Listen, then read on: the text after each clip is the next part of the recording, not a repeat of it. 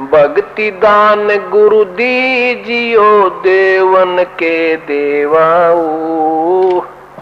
आते हो आप वही हो जो पहले भक्ति लगे थे, लेकिन आप फिसल गए, आप रिपट गए, विचलित हो गए किसी कारण से। और परमात्मा का विधान है, जो जन मेरी शरण है ताका हूँ मैं दास, और गेल गेल लाग्या फिरूं जब तक धरती आकाश। एक बार इस सच्चे नाम से आज कोई जुड़ जाएगा, आज उसने नाम ले लिया, कितना रोगी है और चाहे उसकी कल मृत्यु हो जा, नाम लेते भी हो जा, तो अभी परमात्मा अपने बही में लिख लेगा उस आत्मा को कि मेरी होगी भी। अपने आत्माओं हमने असंख्य जन्म बर्बाद कर दिए, असंख्य जन्म मनुष्य के खो चुके हो आप। ये पहला शरीर नहीं जागा जो आज आपका जाने वाला है, मान ले कभी भी। ये तो असंख्य बर्बाद हो लिए, तो कपड़े हैं, कुर्ते पजामे हैं, तो आपकी ये शरीर बॉडी ऊपर का। और इस नाम के लेते ही आपके कई सैकड़ों कुर्ते पजामे खूटियाँ व अलमारी में रख दिए जाते हैं।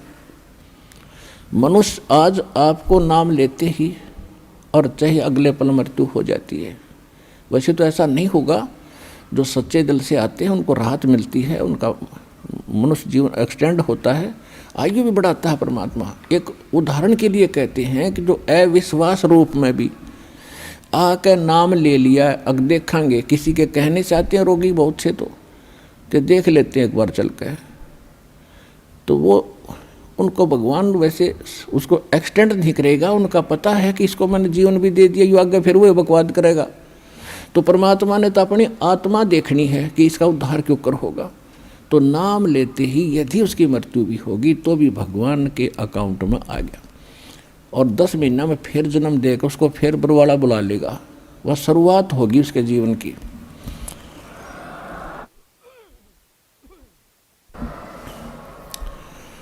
तो यहाँ आने वाले व्यक्ति को हानि कति नहीं है, और कति ज्ञान सुनकर समर्पित होकर आओगे तो आपकी कैंसर का बाप भी ठीक हो जा।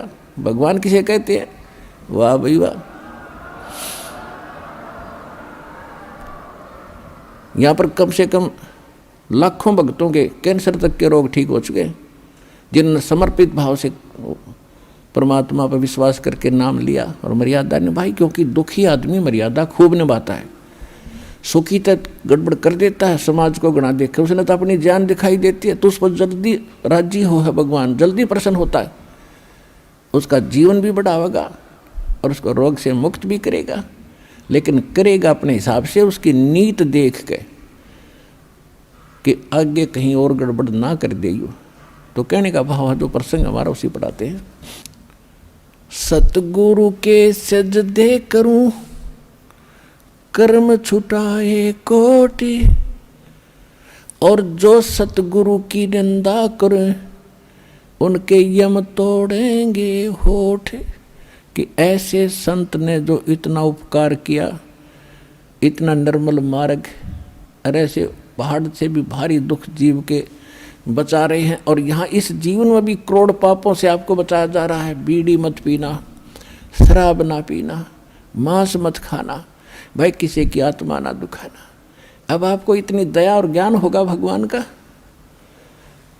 तो फिर आप इन पापों से बच के सारा दिन भगवान की भक्ति करते हो, ना बैठ के गप्पे मारो, कि तो ताश खेलो, कि तो राजनीति बतलाओ, कि तो सिनेमा मार्ग फुड़वाओ बैठे बैठे।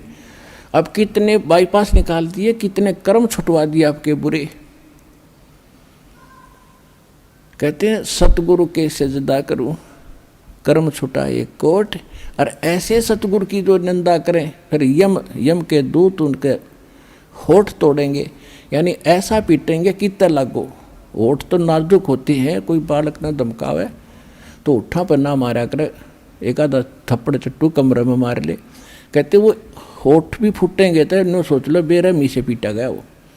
तो कहते वहाँ इतनी पिटाई होगी आपकी, ऐसे महापुरुष की जो निंदा भी करते हैं। और फिर क्या बताया है, 7 समुद्र की मसी करूं लेखनी करूं बन राय, धरती का कागज करूं गुरु गुण लिख्यो न जाए। कि गुरु को परमात्मा जानकर आप व्यवहार करना। अपने आत्मा एक सीधी सी बात है, जैसे ये दास परमात्मा ने भेज दिया तो दास वो परमात्मा नहीं है,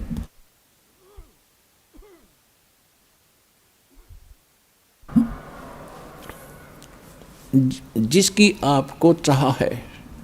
लेकिन इस दास को एज ए गॉड ना मानोगे, भगवान की तरह नहीं मानोगे, तो वो भगवान नहीं मिल सकता। अब जैसे एक गणित का एक प्रॉब्लम आती है, गणित में एक प्रश्न आता है, उसमें मूलधन ज्ञात करना होता है, बाकी दर भी टाइम भी सारा कुछ दिया होता है। तो उस मूलधन तो अरबों खरबों में होता है, अरबों खरबों का अमाउंट कई करोड़ रुपए का होता है। तो उस कई करोड़ अरब खरब के मूलधन को जानने के लिए आपको मानना पड़ता है सपोज मूलधन इज 100 रुपीज। जो मूलधन है वो 100 रुपये, मान लो मूलधन 100 रुपये मानकर हम सवाल निकाला करते, प्रॉब्लम हल करते थे। तो वो प्रश्न का हल ऐसे ही होगा ना, हो ही नहीं सकता। लेकिन वो 100 रुपये मूलधन नहीं है, लेकिन वो मानना पड़ेगा, तब उससे वो दर निकलेगी और उसके बाद फिर कैलकुलेशन करके हम निकालते हैं। वो ओरिजिनल मूलधन तब प्राप्त होता है, तब हम सफल होते हैं। इसी प्रकार आप जी ने इस दास को मानना पड़ेगा। मान लो रामपाल भगवान, रामपाल वो भगवान नहीं है।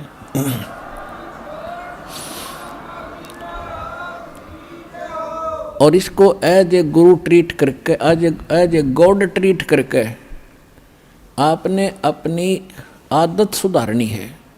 क्योंकि जब आप यहाँ से जाओगे, यहाँ से चलते ही गुरु का रोल, आप पहले भी रोल है फिर भी आपके साथ रहेगा।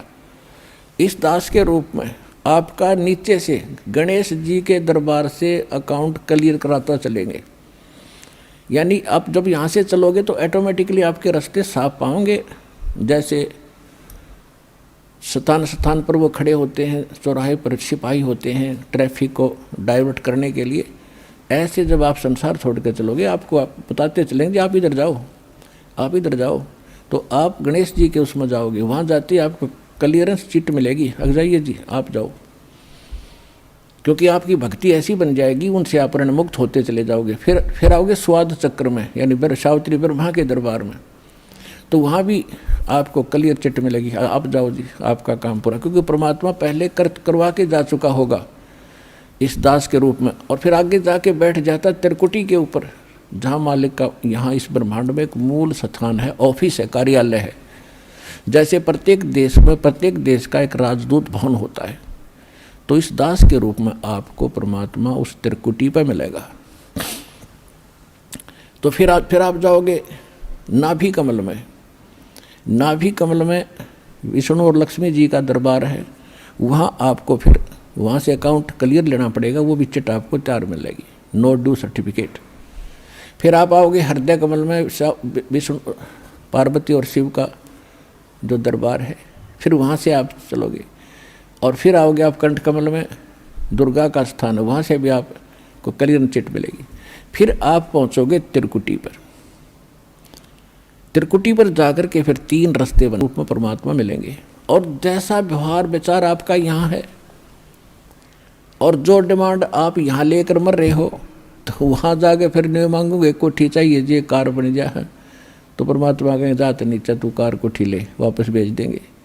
तो ये भी आपने आपकी इच्छा यहाँ से इसलिए हटाई जाती है कि केवल ये मांगो, साई इतना दीजियो जा मैं कुटुम्ब समावे, हम भी भूखे न रहे अतिथि न भूख हो जावे। बता फिर क्या रहेगा मांगने।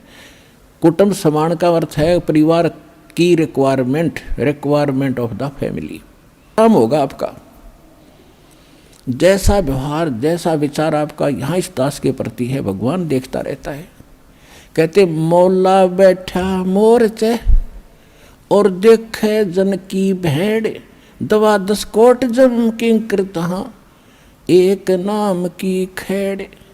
अब जैसे यहाँ आपको तरीके बताए जाते हैं, उदाहरण और एग्जाम्पल दे दे के, कथा सुना के, कि परमात्मा जब तपस्या पर आए काल के इस लोक में, तो धर्मदास जी को परमात्मा बता रहे हैं कि जब मैंने उस काल को ये कहा, परमेश्वर कबीर जी बता रहे हैं कि जब मैंने उस काल को ये कहा कि मैं नीचे जाऊंगा और सब जीवों को बताऊंगा तो भगवान नहीं है, और सब गलत मंत्र जाप कर रहे हैं उनको यथार्थ ज्ञान दूंगा, यथार्थ मंत्र दूंगा और सब जीवों को पार करके सतलोक ले जाऊंगा। आपने तने बहुत दुखी कर दिया इनको, भगवान की आत्माओं को। तब वो काल इतना ताकतवर है कि मेरे ऊपर झपट्टा मारा मारने के लिए, तो मैंने सतनाम का जाप शुरू कर दिया। और जो ही मैंने सिमरण किया श्वास से, ऐसे गिर गया जैसे पक्षी की पांख कट जाती है। तो कहने का भाव ये है कि जब आप पर कोई आपत्ति आती है, प्रथम मंत्र मिला है तो उसका सिमरण कर दिए शुरू, और सेकंड मिला है सतनाम तो सतनाम का सिमरण शुरू कर दीजिए। सारनाम मिला है तो वो तो कहना है क्या है, वो सिमरण कर दिए।